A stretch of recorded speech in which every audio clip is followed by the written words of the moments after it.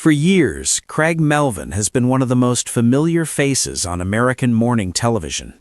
His warmth, his sincerity, his thoughtful presence, these traits have made him a daily companion for millions. Whether he's interviewing families, covering breaking stories, or sharing personal moments from home, Craig has always done so with a steady calm that viewers trust. But beneath that calm exterior, something few people knew was unfolding, something that challenged Craig physically, emotionally, and spiritually. It began with moments that Craig himself brushed aside: a spell of dizziness after a long broadcast, a shortness of breath during a morning jog he normally handled with ease, a sense of fatigue that was deeper than ordinary exhaustion. At first, Craig did what many hard-working adults do. He rationalized it. It's stress, it's the schedule, it's just getting older. But the symptoms came back.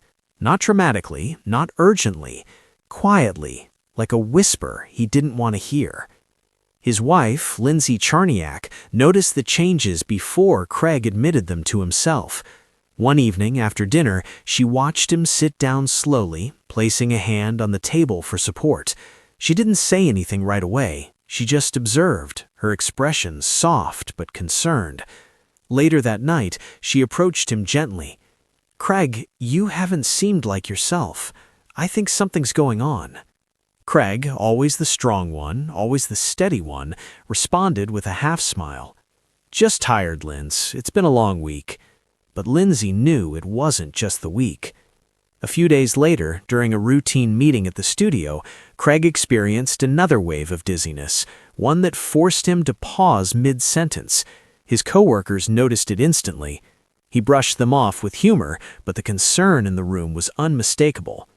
After that moment, Lindsay insisted he see a doctor, and for the first time, Craig agreed without protest.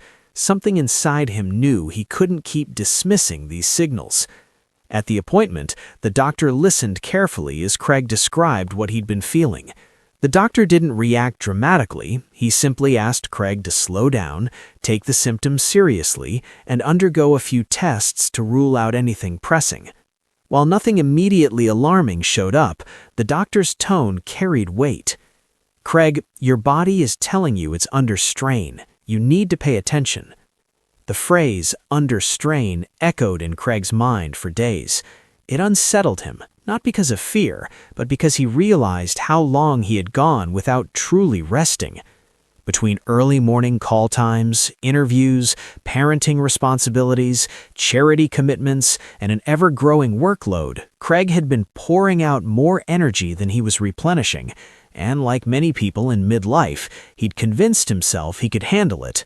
But bodies don't lie. They whisper before they shout.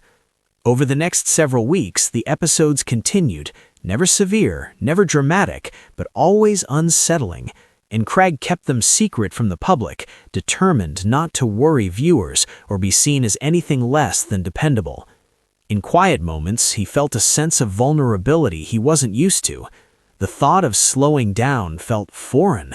The idea that his health might need real attention felt almost uncomfortable.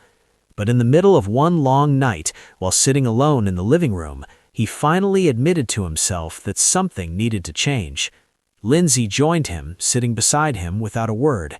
After a few minutes, Craig sighed deeply. "I think I've been pretending I'm fine," he said quietly. "I know, but pretending won't help you heal." That conversation changed everything. Craig made a conscious decision to step back, not dramatically, but intentionally. He adjusted his schedule. He began prioritizing sleep, exercise, and downtime with family. He allowed himself to rest, and perhaps most importantly, he allowed himself to be honest with himself and with the people who loved him. Close friends say that Craig's transformation became visible.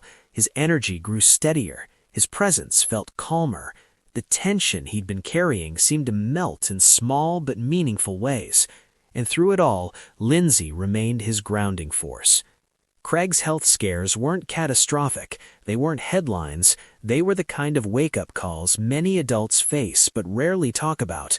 The kind that remind us that life is fragile, that stress accumulates, and that even the strongest among us need to pause and recalibrate. For viewers in their 60s and beyond, Craig's journey is deeply relatable. It reflects a universal truth that health is not something to be postponed, that the body's quiet warnings are worth listening to, and that taking care of oneself is not selfish, it is survival, wisdom, and love. Craig emerged from this season not weakened but strengthened, not afraid but aware, more connected to his family, more mindful of his boundaries, and more committed to living with intention.